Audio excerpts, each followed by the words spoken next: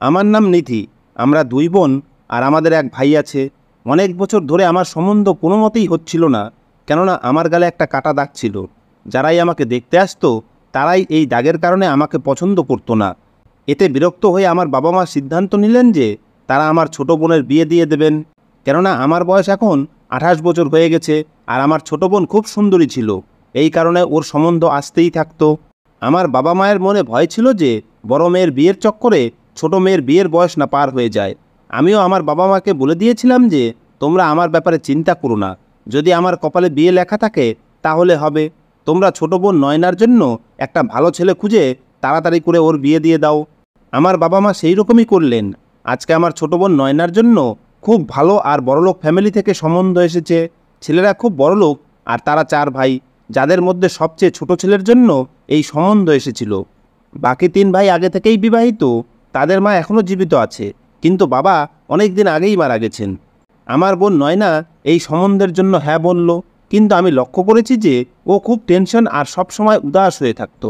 আমার বাবা মায়ের এই সম্বন্ধকে না করার কোনো কারণ ছিল না, কেননা ছেলের ফ্যামিলি খুব ভালো আর ওদের ফ্যামিলিতে কোনো জিনিসেরই কোনো অভাব নেই। এই কারণে এই সম্বন্ধ না হওয়ার কোনো ব্যাপারই ছিল না। যদি এই সম্বন্ধ নাও হতো তাহলেও বাবা বোনের বিয়ে অন্য কোথাও দিয়ে দেবেন, কেননা আমার বিয়ে নিয়ে তিনি আগে থেকেই অনেক প্রবলেমে ছিলেন।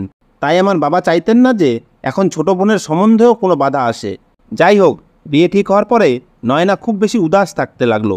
আমি বাড়ির সবচেয়ে বড় মেয়ে ছিলাম, এই কারণে আমার নিজের পরিবারকে নিয়ে সবচেয়ে বেশি চিন্তা হতো। আমি আমার বোনের কাছে বারবার জিজ্ঞেস করলাম, কিন্তু ও নিজের টেনশনের কোনো কারণ আমাকে বলল না। দেখতে দেখতে বিয়ের দিন এগিয়ে এলো। বিয়ের দিন সকালে আমি আমার বোনের ঘরে ওকে জাগানোর জন্য গেলাম, কারণ আজকে ওর বিয়ে, কমসে কম আজকে তো তাড়াতাড়ি উঠুক। কিন্তু আমি অবাক হয়ে দেখলাম যে বিছানাতে কেউই নেই। পুরো ঘরে কোথাও আমি নয়নাকে দেখতে পেলাম না। বিছানার চাদরের ভেতরে কোলবালিশকে এমনভাবে রাখা হয়েছে যাতে যে কারো মনে হবে যে নয়না ঘুমিয়ে আছে। এর মানে হলো ও রাতের বেলা বাড়ি থেকে পালিয়ে গেছে। বাড়িতে বিয়ের প্রস্তুতি পুরো কমপ্লিট। ছেলের বাড়ি থেকে ফোন করে আগেই জানিয়ে দিয়েছিল যে আজকে সন্ধ্যাবেলা বরযাত্রী পৌঁছে যাবে, কিন্তু এখানে তো নববধূই গায়েব হয়ে গেছে। পুরো এলাকায় আমার বাবার খুব সম্মান ছিল, কারণ আমার বাবা খুব সৎ মানুষ ছিলেন। আমার বাবাকে ভগবান 2টো মেয়ে দিয়েছেন, কিন্তু তিনি কখনো নিজের মেয়েদেরকে ছেলেদের থেকে কম মনে করেননি। আমরা 2 বোনও সব সময় বাবার সম্মান বাঁচিয়ে চলতাম, কিন্তু আজকে না জানি আমার বোনের কি হয়ে গেছে। ও বাবার সম্মান পুরো ধুলোতে মিশিয়ে দিয়ে বাড়ি থেকে পালিয়ে গেছে। ও আমাদের জন্য একটা মেসেজ ছেড়ে গেছিল, যাতে লেখা ছিল ও নিজের পছন্দের ছেলের সাথে চলে যাচ্ছে। আমার মা বাবা যখন এই খবর শুনলেন তখন খুব টেনশনে পড়ে গেলেন। তারা আমাকে তাদের মান সম্মান বাঁচাতে বিয়ের মণ্ডপে বসে যেতে বললেন, কিন্তু আমি যদি এই কুরবানি দেওয়ার জন্য তৈরি হয়েও যাই তাহলেও কি ছেলের বাড়ির লোকেরা এই জিনিস মেনে নেবে? তারা তো আমার বোনকে পছন্দ করে গেছিল, আমাকে না। যাই হোক, আমাকে আমার বাবা মায়ের সম্মান রক্ষা করতে হবে। এই কারণে আমি তাদের কথা মতো নববধূ সেজে বিয়ের মণ্ডপে বসে গেলাম। বরযাত্রী আসার আগে অবধি সব কিছু এমন নর্মালভাবে করা হচ্ছিল যেন কিছুই হয়নি। এরপরে যখন বরযাত্রী এলো তখন আমার মা ছেলের মাকে সাইডে ডেকে তাকে কেঁদে কেঁদে সমস্ত কথা বলে দিলেন, আর তার পায়ে পড়ে বলতে লাগলেন, আমাদেরকে ক্ষমা করে দিন, আমরা খুব বিপদে পড়েছি, আমাদের সম্মান বাঁচান, আর আমার বড় মেয়ের সাথে আপনার ছেলের বিয়ে দিয়ে দিন। প্লিজ আমাদের উপরে দয়া করুন। যদি বরযাত্রী ফিরে যায় তাহলে আমরা কাউকে মুখ দেখাতে পারবো না। আমার বোনের শাশুড়ি খুব ভালো মহিলা, তিনি লোকেদের সম্মানের খুব খেয়াল রাখতেন। তিনি আমার মায়ের কাঁধে হাত রেখে বলতে লাগলেন, আপনি চিন্তা করবেন না, এতে আপনার কোনো দোষ নেই। আপনার সাথে যা কিছু হয়েছে সেটা আপনার মেয়ে করেছে, এতে তো আপনার কোনো দোষই নেই। আমরা আপনার বড় মেয়েকে আমাদের বাড়ির বউ বানিয়ে নেব, আর আমি আমার ছেলেকে ভালোভাবে বোঝাবো, আর আমার বিশ্বাস আমার ছোট ছেলে আমার কথা মেনে নেবে। এরপরে তিনি নিজের ছেলেকে বিয়ের মণ্ডপ থেকে উঠিয়ে সাইডে নিয়ে গেলেন আর তাকে সমস্ত কথা বুঝিয়ে বললেন। এরপরে ছেলেও তার মায়ের কথা মেনে নিল। যাই হোক, যেমন তেমনভাবে আমার বিয়ে হয়ে গেল আর আমার বাবা মায়ের সম্মান বেঁচে গেল। এরপরে তাড়াতাড়ি করে আমার বিদায় দেওয়া হলো, যাতে লোকজন জানতে না পারে যে এবারের ছোট মেয়ে কারোর সাথে পালিয়ে গেছে, আর তাই বড় মেয়ের সাথে ছেলের বিয়ে হয়েছে। আমার বাবা মা তাদের খুব সম্মান করলেন, কারণ তারা আমার বাবা মায়ের সম্মান বাঁচিয়েছেন। আমার বাবা আমার শাশুড়িকে বললেন, আমার বড় মেয়ে খুব ভালো, দেখবেন ও সবসময় আপনাদের খেয়াল রাখবে। আমিও প্রতিজ্ঞা করেছিলাম যে যে মহিলা আমার বাবা মায়ের সম্মান রক্ষা করেছেন, যে পরিস্থিতিই আসুক না কেন, আমি তার সাথে সব সময় ভালো ব্যবহার করব। আমি বিদায় নিয়ে নিজের শ্বশুরবাড়িতে চলে এসেছি। এখন আমি আমার শাশুড়ির সবচেয়ে ছোট ছেলের বউ। আমার শাশুড়ি নিজের ছোট ছেলেকে খুব ভালোবাসতেন। তিনি আমাকে বলেছিলেন, তোমার চিন্তিত হওয়ার কোনো দরকার নেই। আমার বড় 3 বৌমাই খুব অদ্ভুত। আমি তাদেরকে তাদের সৌন্দর্য দেখে পছন্দ করে নিয়ে এসেছিলাম, কিন্তু আমি জানতাম না যে তাদের সৌন্দর্যের পিছনে কী মূর্তি লুকিয়ে আছে। বিয়ে হওয়ার পরেই তারা নিজেদের আসল মূর্তি দেখাতে শুরু করে দিয়েছে। তুমি তোমার বড় জায়েদের কথা এক কান দিয়ে শুনে আরেক কান দিয়ে বের করে দেবে। এটা তোমার নিজের বাড়ি, আর এই বাড়িতে তুমি সবসময় নিজের বাড়ির মতো থাকবে। আমি আমার বোনের কথা ভেবে খুব টেনশনে ছিলাম। না জানি ও কোন অবস্থায় আছে, আর ও নিজের বাবা মায়ের সম্মান কিভাবে মাটিতে মিশিয়ে দিতে পারল। যাই হোক, এখন আমার নতুন জীবন শুরু হয়ে গেছে। আমি এই বিয়ের জন্য একদমই তৈরি ছিলাম না। আমি কি জানতাম যে আজকে আমার বোনের জায়গায় আমাকে বিয়েই বসতে হবে। প্রথমে আমি ভাবছিলাম আমার বোন নিজে তো পালিয়ে গেছে আর আমাকে আগুনের মধ্যে ফেলে দিয়ে গেছে, কিন্তু এখন আমি বুঝতে পারছি ও খুব দুর্ভাগা যে এত ভালো শ্বশুরবাড়ি লাত মেরে চলে গেছে। যদি ও কোনো বড়লোক বাড়িতেও যায়, তাহলেও ওই ছেলের পরিবার কখনো ভুলবে না যে এই মেয়ে বাড়ি থেকে পালিয়ে এসেছে। কালকে যদি ভগবান ওকে মেয়ে দেয়, তাহলে ওর মেয়েকে সবাই বলবে যে তোর মা বাড়ি থেকে পালিয়ে তোর বাবার সাথে লাভ ম্যারেজ করেছিল। কিন্তু বাড়ি থেকে পালিয়ে যাওয়া মেয়েরা এই সব ব্যাপারে ভাবেই না। এই সাধারণ ব্যাপারটা কেন মানুষ বুঝতে পারে না যে বাবা মা আমাদের জন্য যে সিদ্ধান্ত নেবে সেটা আমাদের জন্য ভালোই হবে। আমার শাশুড়ি খুব ভালো মহিলা। তিনি সবসময় বলতেন, যে মানুষের হৃদয়ে ভগবান বসে সেই মানুষ কখনো খারাপ হতে পারে না। খারাপ মানুষ সেই হয় যে ভগবানকে ভুলে যায়। আমার শাশুড়ি সারাদিন ভগবানের সামনে হাত জোর করে প্রার্থনা করতে থাকতেন, আর সবসময় পূজাপাঠ নিয়েই লেগে থাকতেন। বাড়ির ব্যাপারে খুব একটা কথা বলতেন না, কেননা তিনি নিজের দুনিয়াতেই ব্যস্ত ছিলেন। জানি না কেন তাকে দেখে আমার হৃদয়ে একটা শান্তি অনুভব হতো। কিন্তু এই বাড়িতে থাকতে থাকতে আমি একটা ব্যাপার নোটিশ করেছি যে এই বাড়িতে তার কোনো সম্মানই নেই। তিনি এই বাড়ির সবচেয়ে বয়োজ্যেষ্ঠ মানুষ, কিন্তু তাকে কেউই সম্মান দিত না। বাড়ির কোনো কাজ তাকে জিজ্ঞেস করে করাও হতো না। এমনকি তার ছেলেরাও তার সাথে খুব খারাপভাবে কথা বলতো। আমার শাশুড়ি ব্লাড প্রেশারের রোগী। কোনো ছেলেই তার খাওয়া দাওয়ার দিকে খেয়াল দিত না, আর না তো তাকে ডাক্তারের কাছে নিয়ে যেত। আজকে বাড়িতে লুচি তৈরি হয়েছিল। আমি আমার শাশুড়িকে বললাম, আমি আপনার জন্য অন্য কিছু নিয়ে আসছি, এই খাবার আপনার জন্য স্বাস্থ্যকর না। তিনি বললেন, না না, তোমাকে কষ্ট করতে হবে না, যা বানানো হয়েছে তাই খেয়ে নেব। লুচি খেলে আমার বিপি কন্ট্রোল হবে না জানি, কিন্তু আমি কারো উপর বোঝা হতে চাই না। আমি বললাম, আমি আপনার জন্য আলাদা কিছু বানিয়ে দিচ্ছি, আপনি চিন্তা করবেন না। অন্য খাবার বানাতে আমার বেশি সময় লাগবে না। এরপরে আমি আমার শাশুড়ির জন্য খাবার বানিয়ে দিলাম। এতে আমার কিছুটা দেরি হয়ে গেল। এরই মধ্যে আমার স্বামীও বাড়িতে এসে ও সোজা ঘরে চলে গেল। কিন্তু আজকে আমি তার পেছন পেছন ঘরে যেতে পারলাম না, যদিও ও আমাকে আগেই বলেছিল যে যখন আমি বাড়িতে আসব তখন তুমিও আমার সাথে সাথে ঘরের মধ্যে যেও। আমি শাশুড়ির খাবার বানিয়ে কিছু সময় পরে ঘরের মধ্যে এলে আমার স্বামী আমার দিকে তাকিয়ে রেগে বলল, কোথায় ছিলে এতক্ষণ? আমি বললাম, আমি তোমার মায়ের জন্য খাবার বানাচ্ছিলাম। কথা শুনে আমার স্বামী আমার উপরে আরও রাগ দেখাতে শুরু করে দিল, আর বলল, প্রায় 1 ঘন্টা হয়ে গেছে আমি বাড়িতে এসেছি, কিন্তু তুমি আমাকে জল খাবো কিনা সেটাও জিজ্ঞেস করতে পারোনি। তোমার তো কমপক্ষে আমার খেয়াল রাখা উচিত। যাও গিয়ে আমার জন্য খাবার নিয়ে এসো। আমি বললাম, আমি অন্য কিছু করছিলাম না, তোমার মায়ের সেবা করছিলাম। তোমার তো এই ব্যাপারটাতে খুশি হওয়া উচিত। আমার স্বামী বলল, কোনো দরকার নেই আমার মায়ের সেবা করার। বাড়িতে তুমি ছাড়াও 3 জন বৌদি আছে, তাদের মধ্যে কেউ তো মায়ের সেবা করে না। এখন যদি তুমি এই দায়িত্ব তোমার কাঁধে উঠিয়ে নাও, তাহলে তোমাকেও সবসময় এই সব কিছুই করতে থাকতে হবে। তুমি আমার ভাগের সময় আমার মাকে দিলে আমি কিভাবে খুশি থাকব? আমি আমার স্বামীর কথা শুনে অবাক হয়ে গেলাম। কারো তো আমার শাশুড়ির সেবা করা উচিত। আমার স্বামী বলল, তুমি মাকে ছাড়ো, সে নিজের খেয়াল নিজেই রাখতে পারে, তার কাছে অনেক টাকা পয়সা আছে। আমার স্বামীর এই কথাটা শুনে আমার খুব অদ্ভুত লাগলো, কিন্তু তবুও আমি শাশুড়ির সেবা করতাম, কেননা আমি এই কথাটা ভুলতে পারিনি যে একদিন তিনি আমাদের উপরে কত বড় দয়া করেছিলেন। যদি সেই সময় তিনি না বলে সমস্ত লোকের সামনে ঝামেলা শুরু করে দিতেন, তাহলে আমাদের পুরো ফ্যামিলির সম্মান সবার সামনে শেষ হয়ে যেত। আমার বাবার বাড়ি অন্য শহরে ছিল, এই কারণে আমাদের আত্মীয় স্বজন আশেপাশের কেউই আমার বোনের ব্যাপারে জানতে পারেনি। তারা এটাও জানতে পারেনি যে ওর জায়গাতে আমার এখানে বিয়ে হয়েছে।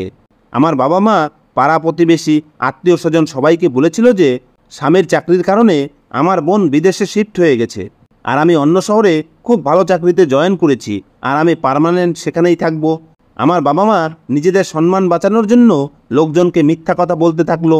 গরমের সময় আসছিল, এই কারণে আমার শাশুড়ি সবার ঘরে এসি লাগিয়ে দিলেন, আর সবাইকে শপিং করার জন্য টাকাও দিলেন।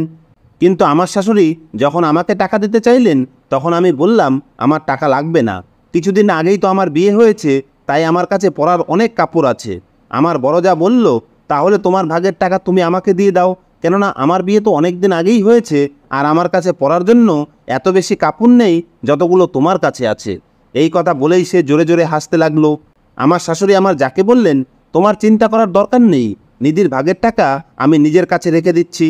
এই কথা শুনে আমার যা বললেন, আপনার কাছে তো এত টাকা পড়ে আছে, কিন্তু জানি না আমরা কোনো দিন এসব পাবো কি না।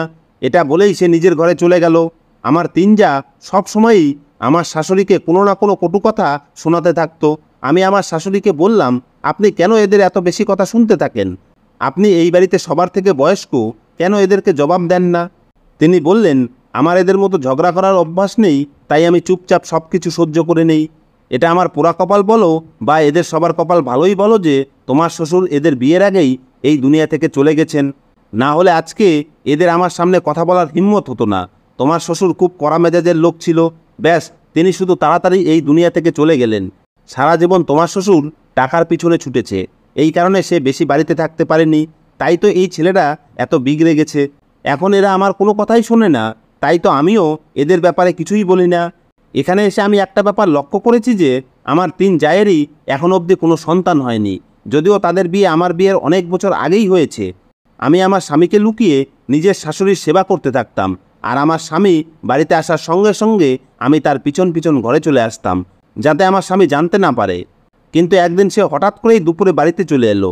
তখন আমি আমার শাশুড়ির ঘরে বসে তার পা চেপে দিচ্ছিলাম। স্বামী বাড়িতে আসার সাথে সাথে আমার শাশুড়ি বললেন, তুমি তাড়াতাড়ি করে তোমার ঘরে চলে যাও, না হলে তোমার স্বামী তোমাকে খুব বাজেভাবে বকবে। আমি মনে মনে ভাবলাম, আজকে তো বকা আমি অবশ্যই খাবো। যখনই আমি ঘরে এলাম তখন আমার স্বামী আমাকে বলল, তুমি যতটা চালাক ততটা চালাক তোমাকে দেখে মনে হয় না। আমি বললাম, কি বলতে চাইছো তুমি? তখন আমার স্বামী বলল, তুমি আমার মায়ের সেবা এই কারণে করছো কেননা তুমিও জেনে গেছো যে আমাদের সমস্ত সম্পত্তি আমার মায়ের নামে আছে, আর তিনি খুব তাড়াতাড়ি নিজের উইল লিখতে যাচ্ছেন। এই কথা শুনে আমি আমার স্বামীকে বললাম, এরকম কোনো উদ্দেশ্য আমার নেই, তোমার ভুল ধারণা হচ্ছে। আমি তার সেবা শুধুমাত্র এই কারণে করি কেননা তিনি আমাদের উপরে খুব বড় দয়া করেছিলেন। আমার স্বামী বলল, কিন্তু সেই ঘটনায় তোমার কোনো দোষ ছিল না, সমস্ত দোষই তোমার বোনের ছিল। এই কথাতে আমি শান্তির শ্বাস নিলাম যে যাক, আমার স্বামী এই প্রথম একটা ভালো কথা তো বলল যে এতে আমার কোনো দোষ ছিল না। তার মানে আমার স্বামী এই কথাটা মেনে নিয়েছে যে এই সব ব্যাপারে আমার কোনো দোষ ছিল না। আমার বোনের এখন অবধি না তো কোনো কল এসেছিল আর না তো ওর কোনো খবর আমাদের কাছে ছিল, আর ও কখনো আমাদের সাথে কোনো কথা বলার চেষ্টাও করেনি। এই সব কথা ভেবে আমার মাঝে মাঝে কান্না পেত। একদিন আমার বড় জায়ের ঘর থেকে লড়াই ঝগড়ার এত আওয়াজ আসছিল যে আমার স্বামীরও ঘুম ভেঙে গেল। আমার স্বামী বিরক্ত ভাব নিয়ে বলল, এই সব তো এখন প্রতিদিনের ঘটনা হয়ে দাঁড়িয়েছে। পরের দিন কোনো একটা ব্যাপার নিয়ে চার ভাই এক জায়গায় বসেছিল। তারা আমাকে তাদের জন্য জুস বানিয়ে আনতে বললে আমি সবার জন্য জুস বানিয়ে নিয়ে ঘরে ঢুকছিলাম। এমন সময় আমি শুনতে পেলাম যে এরা সবাই উইল নিয়ে কথা বলছে। সেই দিনই রাতের বেলা তারা সবাই মিলে শাশুড়ির ঘরে যায়, আর কোনো একটা ব্যাপার নিয়ে তাদের মধ্যে খুব ঝগড়া শুরু হয়। আমার এমন মনে হচ্ছিল যেন এরা সবাই মিলে নিজের মাকে মেরে ফেলবে। আমার শাশুড়ি বলছিলেন, আমি তো মরে যাচ্ছি না যে তোদের আমাকে দিয়ে উইল লেখানোর এত তাড়াহুড়ো, তোদের লজ্জা করে না এরকম কথা বলতে? সব কিছু তো তোদেরই থাকবে। আমার তিন ভাসুর আর তার স্ত্রীরা আমার শাশুড়িকে এটাই বলছিল যে তুমি জীবিত থাকতে থাকতে আমাদেরকে আমাদের ভাগেরটা লিখে দাও, না হলে পরে খুব সমস্যার সৃষ্টি হবে। এখন তোমার সাইন করাতেই সব কিছু ঠিক হয়ে যাবে, না হলে হয়তো তোমার মৃত্যুর পরে আমাদের নিজেদের মধ্যে লড়াই ঝগড়া শুরু হয়ে যাবে। যদি বাবা জীবিত থাকতো তাহলে সে এতদিনে এই সব কিছু করেও ফেলতো।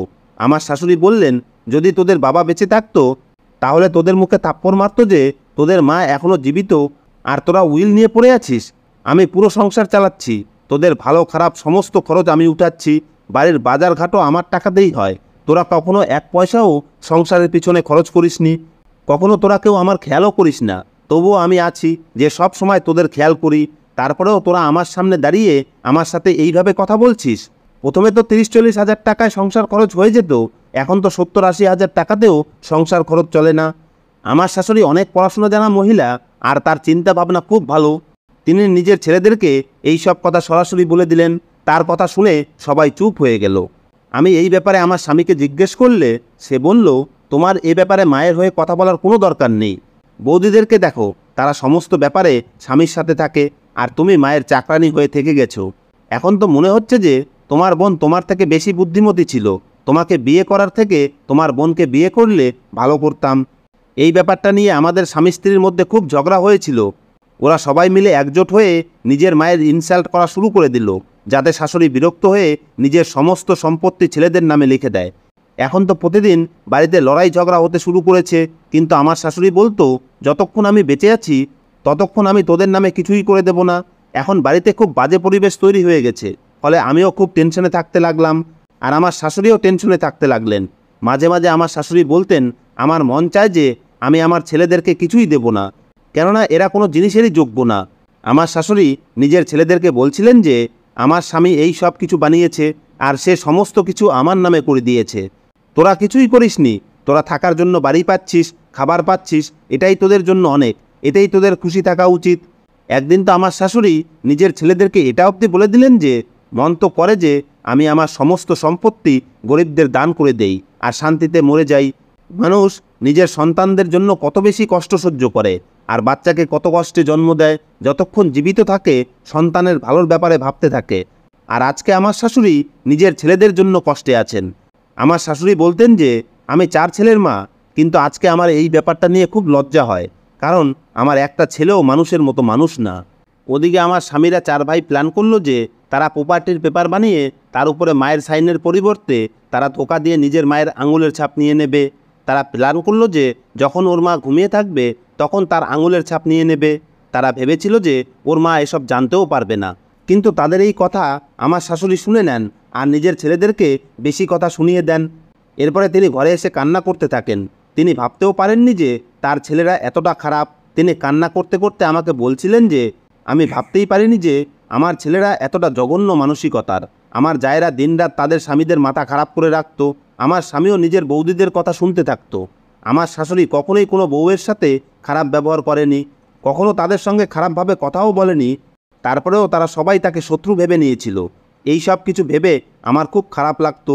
এক রাতে আমাদের বাড়িতে খুব ঝগড়া শুরু হয়ে গেল। সবাই নিজের নিজের সীমা অতিক্রম করে ফেলে। আজকে 4 ছেলে নিজের মায়ের উপরে হাত অবধি উঠিয়েছে। এই সব দেখে আমার চোখে জল এসে গেছিল, কিন্তু আমি কিছুই করতে পারলাম না। আজকে আমার শাশুড়ির শরীর খুব খারাপ। আমি তার শরীর কেমন আছে জানতে তার ঘরে গিয়ে দেখলাম ঘরের দরজা ভিতর থেকে বন্ধ। আমি ভাবলাম হয়তো তিনি খুব টেনশনে আছেন, তাই তাকে বিরক্ত করা ঠিক হবে না। এই কারণে আমি নিজের ঘরে ফিরে এসে শুয়ে পড়লাম। আমাকে ছাড়া আমার শাশুড়ি কাউকেই বিশ্বাস করতেন না, কেননা তার সন্তানেরা তার শত্রুতে পরিণত হয়েছে। একদিন আমার স্বামী বলল, আমার মা তোমাকে খুব বিশ্বাস করে, আমাদের হাত থেকে তো কখনো 1 গ্লাস জল নিয়েও খাবে না, তাই তুমি তার চায়ে অজ্ঞান হওয়ার ওষুধ মিশিয়ে দেবে, যাতে সে অজ্ঞান হয়ে গেলে আমরা তার আঙুলের ছাপ নিতে পারি। আমি বললাম, আমার শাশুড়ি আমার মায়ের সমান, তাই আমি শাশুড়ির সাথে বিশ্বাসঘাতকতা করতে পারবো না।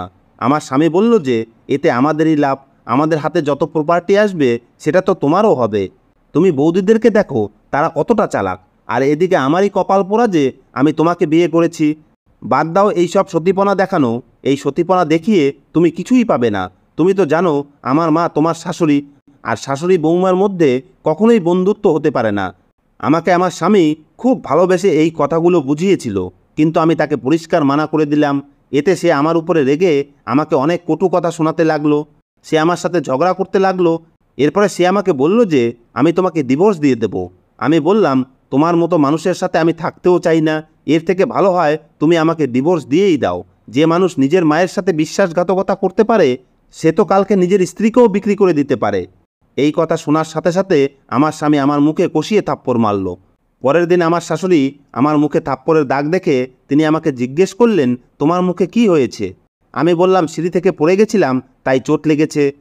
আমার শাশুড়ি বললেন, মা আমি বুড়ি হয়ে গেছি, আমি জানি তুমি পড়ে যাওনি, বরং তোমার স্বামী তোমার উপরে হাত উঠিয়েছে। আমি সত্যি বলছি, তাই না? তুমি আমার কাছে কিছু না লুকিয়ে এখন সত্যি সত্যি বলো কি হয়েছে। আমি তাকে সত্যি কথা বলতে পারলাম না, কেননা আমি তাকে আর বেশি টেনশনে ফেলতে চাই না। কিন্তু হয়তো তিনি সমস্ত কিছু বুঝতে পেরে গেছিলেন। আমার দিকে তাকিয়ে থাকতে থাকতে তার চোখ জলে ভরে উঠেছিল। এভাবেই দিন কাটতে লাগলো। একদিন না জানি কি হয়েছিল, রাতের বেলা খুব তাড়াতাড়ি ঘুম পেয়ে গেছিল, তাই আমি ঘুমিয়ে পড়েছিলাম। রাত প্রায় 2টার দিকে হঠাৎ আমার শাশুড়ির চিৎকারের আওয়াজে আমার ঘুম ভেঙে গেল। আমি সঙ্গে সঙ্গে তার ঘরের দিকে দৌড় লাগালাম। যখন আমি আমার শাশুড়ির ঘরে পৌঁছালাম তখন আমি অবাক হয়ে দেখি আমার শাশুড়িকে ঘিরে তার 4 ছেলে এবং তার স্ত্রীরা দাঁড়িয়ে আছে। এরপরে সামনের দৃশ্য দেখে আমি বুঝতে পেরে যাই যে এখানে কি হচ্ছে, আর এটা দেখে আমার মাথায় যেন আকাশ ভেঙে পড়ল। আমার কান্না এসে গেল আর আমি খুব বাজেভাবে কান্না করতে লাগলাম, কেননা তারা সবাই মিলে নিজেদের প্ল্যানে সফল হয়ে গেছে। তারা নিজের মাকে দিয়ে জোর করে সম্পত্তির কাগজে সাইন করিয়ে নিয়েছে, আর তারা সবাই মিলে নিজের মায়ের হাত ধরে টানতে টানতে বাড়ি থেকে ধাক্কা দিয়ে বাইরে বের করে দিল। সকাল 6টা বেজে গেছে, কিন্তু আমার শাশুড়ি বাড়িতে নেই। বাড়ির মেঝেতে তাকে টেনে নিয়ে যাওয়ার চিহ্ন পরিষ্কার বোঝা যাচ্ছিল। 4 ভাই নিজের মায়ের সাথে খুব খারাপ করেছে, কিন্তু তাদের সবাইকে খুব খুশি দেখাচ্ছিল, কারণ তাদের হাতে প্রপার্টির কাগজ এসে গেছে। যখন আমি তাদেরকে বললাম, আপনারা নিজের মায়ের সাথে খুব খারাপ করেছেন, ভগবান কখনোই আপনাদেরকে ক্ষমা করবে না, এটা শুনে আমার বড় ভাসুর আমার স্বামীকে বললেন, এখন তো তোর কাছে অনেক সম্পত্তি এসে গেছে, এখন তুই এরকম অনেক মেয়ে পেয়ে যাবি। আমি তো বলি তুই এখনই একে ধাক্কা মেরে নিজের জীবন থেকে বের করে দে, না হলে কালকে হয়তো এই সমস্ত কথা এ সকলকে বলে বেড়াবে আর আমরা ফেঁসে যাব। আমি তাদেরকে বলতে তো অনেক কিছুই চাইছিলাম, কিন্তু এই সময় আমার মাথায় এই কথাটাই ঘুরছিল যে না জানি আমার শাশুড়ি কোথায় আছে। আমাকে গিয়ে আমার শাশুড়ির সাহায্য করতে হবে। তার সাথে এরা সবাই মিলে খুব খারাপ কাজ করেছে। সমস্ত সম্পত্তি নিজেদের নামে করে নেওয়ার পরে তারা তাকে বাড়ি থেকে বাইরে বের করে দিয়েছে। আমি তাড়াতাড়ি বাড়ি থেকে বাইরে বেরিয়ে গেলাম। যাওয়ার আগে আমি সবাইকে এটা অবশ্যই বলেছিলাম যে তোমরা যে পাপ নিজের মায়ের সাথে করেছো তার শাস্তি তোমরা একদিন না একদিন অবশ্যই পাবে। এক মায়ের অভিশাপ তোমাদেরকে শান্তিতে থাকতে দেবে না। তারা আমাকে বলছিল, তুমি নিজের চোখ খুলে দেখো, আমাদের হাতে আমাদের প্রপার্টির কাগজ এসে গেছে, এখন আমরা কোনোভাবেই শাস্তি পেতে পারি না, বরং আমাদের তো সুখের দিন আসতে চলেছে। আমার স্বামী বলল, আজকের পরে এ বাড়িতে আসার কোনো দরকার নেই, আমি ডিভোর্স পেপার তোমার বাড়িতে পাঠিয়ে দেব আর তোমার পরিবারের লোকেদের বদনাম করে দেব। এই কথা শুনে আমার চোখে জল এসে গেল, কিন্তু আমি তাড়াতাড়ি সেই বাড়ি থেকে বাইরে বেরিয়ে গেলাম যাতে শাশুড়ির খোঁজ করতে পারি। যখনই আমি বাড়ি থেকে বাইরে পা রাখলাম তখনই আমি বাধ্য হয়ে নিজের 2 কানের উপরে হাত রেখে দিলাম, কেননা হঠাৎই আমাদের বাড়ি ব্লাস্ট করে গেল। হয়তো আমাদের বাড়ির গ্যাসের সিলিন্ডার ফেটে গেছিল, বাড়িতে দাউ দাউ করে আগুন জ্বলছিল আর সেখানে অনেক লোকের ভিড় জমা হয়ে গেল। ফায়ার ব্রিগেডকে ডাকা হলো। আমি এত ভয়ঙ্কর আগুন আগে কখনো দেখিনি। ভাগ্য ভালো যে আমি অনেকটা দূরে চলে এসেছিলাম। এই অ্যাক্সিডেন্টের প্রভাব আশেপাশের অনেক বাড়ির উপরেও পড়েছিল, কিন্তু আমার শ্বশুরবাড়ি পুরো নষ্ট হয়ে গেছিল। যখন আমি এই সমস্ত কিছু দেখলাম তখন হতভম্ব হয়ে গেলাম। এরপরে আমার নজর বাড়ির দিকে গেল যে বাড়ির লোকেদের কি অবস্থা। দেখে তো মনে হচ্ছিল যে হয়তো কেউই জীবিত নেই, হয়তো আমার আয়ু ছিল, তাই তো আমি তাড়াতাড়ি করে ওই বাড়ি থেকে বাইরে বেরিয়ে এসেছিলাম। আমি আমার শাশুড়িকে খুঁজে পেয়েছি এবং তাকে হাসপাতালে অ্যাডমিশন করিয়েছি। তার চিকিৎসা করানোর কিছুদিন পরে আমার শাশুড়ির হাত ঠিক হয়ে গেল। জানা গেল যে তার বড় 3 ছেলেই এই দুনিয়া থেকে চলে গেছে, আর 3 বউ এত বাজেভাবে জ্বলেছিল যে তারাও আর এই দুনিয়াতে নেই। কিন্তু তার সবচেয়ে ছোট ছেলে, যে কিনা আমার স্বামী, সে বেঁচে তো ছিল, কিন্তু তার অবস্থা খুব সিরিয়াস। তাকে হাসপাতালে ভর্তি করানো হয়েছিল। সে জীবিত তো ছিল, কিন্তু বাঁচার সম্ভাবনা খুব কম। এই খবর যখন আমি আমার শাশুড়িকে বললাম তখন তিনি এমনভাবে চুপ হয়ে গেলেন যেন মনে হলো তিনি কোমাতে চলে গেছেন আর তিনি বুঝতে পারছেন না তিনি কি করবেন। কিছুদিন পরে খবর এলো যে চিকিৎসাধীন অবস্থায় আমার স্বামীও এই দুনিয়া থেকে চলে গেছে। এখন শুধুমাত্র আমরা শাশুড়ি আর বৌমাই বেঁচে আছি। অনেক দিন চিকিৎসার পর আমার শাশুড়ি একদম ঠিক হয়ে গেলেন। আমার স্বামীর অবস্থা খুব বেশি খারাপ ছিল, এই কারণেই ডাক্তার তাকে বাঁচাতে পারেনি। আমি আমার শাশুড়ির সাথেই তার দ্বিতীয় বাড়িতে থাকি, যেটা আগে উনি ভাড়ায় দিয়ে রেখেছিলেন। আমি আমার শাশুড়িকে একলা ছাড়তে পারিনি। এখন আমি চাকরি করি, সাথে সাথেই নিজের আর শাশুড়ির খুব খেয়াল রাখি। আমার শাশুড়ি আমাকে নিজের মেয়ের মতো ভালোবাসেন। তার ছেলেরা লোভের বশে সমস্ত সীমা পার করে দিয়েছিল, এই কারণেই তাদেরকে তাদের কর্মের শাস্তি ভগবান এই দুনিয়াতেই দিয়ে দিয়েছেন। এই দুর্ঘটনার পরে মানুষজন এই কথাটা জানতে পারেন যে কোনো মায়ের হৃদয়ে দুঃখ দেওয়ার ফল কী হয়। এই কারণেই কখনোই নিজের মায়ের মনে কষ্ট দেওয়া উচিত না। এক মাই হয় যে আমাদের ভালো মন্দ সমস্ত কিছু বুঝতে পারেন। বৃদ্ধ বয়সে আমরা যদি নিজের মা বাবাকে সাহারা দিতে না পারি, এর থেকে আর বড় পাপ কিছুই হয় না। মা বাবাকে দুঃখ দিয়ে কেউ কখনোই সুখী হতে পারে না, আর তার উপরে ভগবানও অসন্তুষ্ট হন। এখন আমরা শাশুড়ি বৌমা নিশ্চিন্ত হয়ে সম্মানের সাথে জীবন কাটাচ্ছি। ধন্যবাদ বন্ধুরা।